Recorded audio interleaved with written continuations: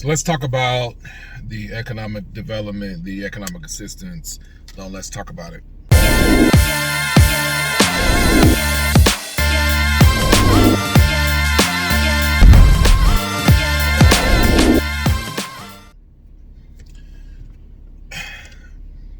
I am a full-time entrepreneur that owns 3 startup companies, and each one of those companies are focused on creating awareness for Black-owned businesses, stimulating direct spending in our community, helping us build relationships so that we can have a larger spend a lot of your resources trying to promote healthy Black businesses, healthy Black communities. You spend a lot of resource in that. So when this 2019 for me was a hard year. Like, it was hard. Like, I spent a lot of time and money and scraping things together to make stuff work, and it was rough. So I was looking forward to 2020. Worked in the oil and gas industry, so I've been a part of a couple of downturns, and what I knew is that, just keep working because you're going to come out of this space.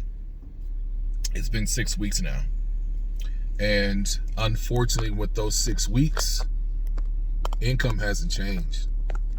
As I'm hoping for things to turn around, they haven't turned around. So I applied for the PPP loan. In the midst of all of this, I was advocating for every Black-owned business, and just business period. Apply, don't self-disqualify. If you think you're not going to qualify, don't worry about it. Just do it anyway. So I applied. In less than 24 hours, I got a notification that I didn't qualify because my Schedule C reported a loss in income. Now, for 2019, for 2019.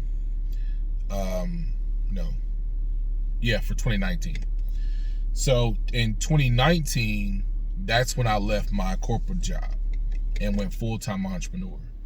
So regardless of the fact that in my first year reported loss in that year, and I had P&Ls and statements that reflect the potential for growth in this year, from the programming, signature events, partnerships lined up, it didn't matter. I verified this with other banks that the Schedule C, whatever that says, SBA says no. And that is discouraging. That's discouraging, knowing that we're not in this situation not because of anything that we as small businesses did. We're in this situation because we have a government that made some very poor decisions and does not support us. We're in a situation in Oklahoma that there are federal dollars or federal contracts or state issue contracts that should be allocated to Black and minority owned businesses, but we don't have a minority business hub. There's not an intentionality to get Black owned businesses and minority owned businesses that are not white these opportunities for contracts to help sustain ourselves as business owners and generate economic growth in our communities. So what are we supposed to do? Dr. King said, how you expect the people to lift each other by the bootstraps, and we weren't given the same opportunities as immigrant communities that come to the United States. And the only reason, in my opinion, that we're talking about opening the state back up again is because the loans don't work. This is a gaslighting attempt to open states back up so people can spend their money, make them feel good, and let them have an outlet and go to your local restaurant or your retailer, your nail salon or whatever, because people are getting antsy. But stay home, people. We don't need more loans.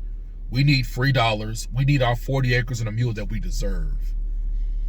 And I've calculated, based on the impact that OKC Black Eats has made from restaurant weeks in February of 2020 to hiring, getting chefs jobs. And we don't boast about those things publicly because this is what we do. I can run the list of things that we've done to keep chefs employed, catering opportunities, programming. There are 56 Black-owned restaurants in Oklahoma City. Well, 52 Black-owned restaurants in Oklahoma City. Many of them, most of y'all wouldn't know if it wasn't for the work that we did. So we need another solution. So our state and local elected officials, you all, I'm begging you, you all need to come up with something else other than a loan to get minority, Black, Black-owned businesses and other minority-owned businesses opportunities to bounce back from this recession that could have been prevented. Any capacity that impacts, that influences economic development on a local level, you are the ones I'm calling on. I need you all to come together and find ways where our small businesses who employ hundreds of thousands of people in our metro area can recover from this and not be dependent on loans that might cripple them. I believe I'll be okay because of the peace that I have in my spirit, and as hard as I've been working continually throughout this, but it's still tough. But there are other Black-owned businesses in Oklahoma City metro area that are probably not speaking up because they did not qualify as well. There are Asian, Latino businesses that are not speaking up. So fear is keeping people from applying for these loans, and it's not a loan that we need. It's economic stimulus. It's government contracts.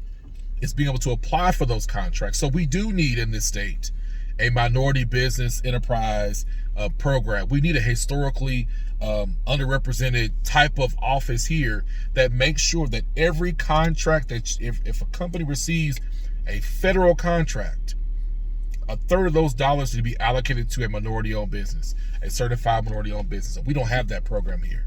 So let's find other ways to come together. So if you are a Black-owned business or a minority-owned business and you did not get the PPP loan, or you didn't want to apply because you want another loan, I need you to reach out to your representative, your legislators, your city council person, and your mayor, and tell them this did not work and it does not work for me.